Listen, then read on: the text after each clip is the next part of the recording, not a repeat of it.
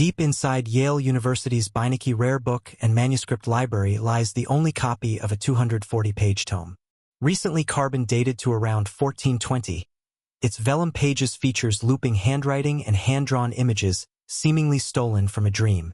Real and imaginary plants, floating castles, bathing women, astrology diagrams, zodiac rings, and suns and moons with faces accompany the text. This 24 by 16 centimeter book is called the Voynich Manuscript, and it's one of history's biggest unsolved mysteries. The reason why? No one can figure out what it says. The name comes from Wilfrid Voynich, a Polish bookseller who came across the document at a Jesuit college in Italy in 1912. He was puzzled. Who wrote it? Where was it made? What do these bizarre words and vibrant drawings represent? What secrets do its pages contain? He purchased the manuscript from the cash-strapped priest at the college, and eventually brought it to the U.S., where experts have continued to puzzle over it for more than a century. Cryptologists say the writing has all the characteristics of a real language, just one that no one's ever seen before. What makes it seem real is that in actual languages, letters and groups of letters appear with consistent frequencies, and the language in the Voynich manuscript has patterns you wouldn't find from a random letter generator. Other than that, we know little more than what we can see. The letters are varied in style and height. Some are borrowed from other scripts, but many are unique. The taller letters have been named gallows characters. The manuscript is highly decorated throughout with scroll-like embellishments. It appears to be written by two or more hands, with the painting done by yet another party.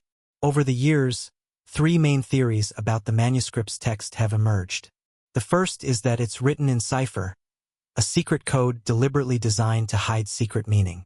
The second is that the document is a hoax written in gibberish to make money off a gullible buyer. Some speculate the author was a medieval con man. Others that it was Voynich himself. The third theory is that the manuscript is written in an actual language, but in an unknown script. Perhaps medieval scholars were attempting to create an alphabet for a language that was spoken but not yet written. In that case, the Voynich manuscript might be like the Rongorongo script invented on Easter Island, now unreadable after the culture that made it collapsed. Though no one can read the Voynich manuscript, that hasn't stopped people from guessing what it might say. Those who believe the manuscript was an attempt to create a new form of written language speculate that it might be an encyclopedia containing the knowledge of the culture that produced it.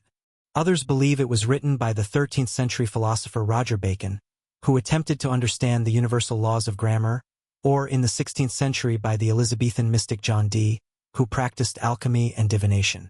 More fringe theories that the book was written by a coven of Italian witches, or even by Martians. After 100 years of frustration, scientists have recently shed a little light on the mystery. The first breakthrough was the carbon dating. Also, contemporary historians have traced the provenance of the manuscript back through Rome and Prague to as early as 1612, when it was perhaps passed from Holy Roman Emperor Rudolph II to his physician Jacobus Sinapius. In addition to these historical breakthroughs, linguistic researchers recently proposed the provisional identification of a few of the manuscript's words. Could the letters beside these 7 stars spell Tauran, a name for Taurus, a constellation that includes the 7 stars called the Pleiades? Could this word be Centauran for the Centaurea plant in the picture? Perhaps, but progress is slow. If we can crack its code, what might we find? The dream journal of a 15th century illustrator? A bunch of nonsense? Or the lost knowledge of a forgotten culture? What do you think it is?